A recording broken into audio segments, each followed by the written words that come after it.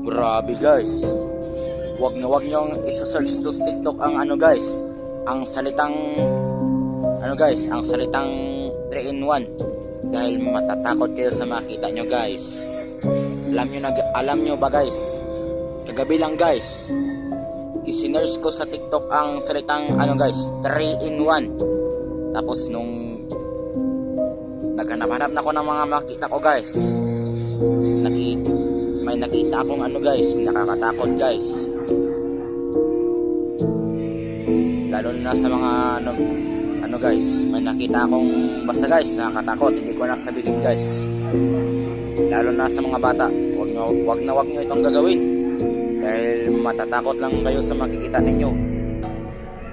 Wag na rin kayo mag-comment ng 3 in 1 sa comment section natin dahil hindi nyo magugustuhan ang makikita nyo dito.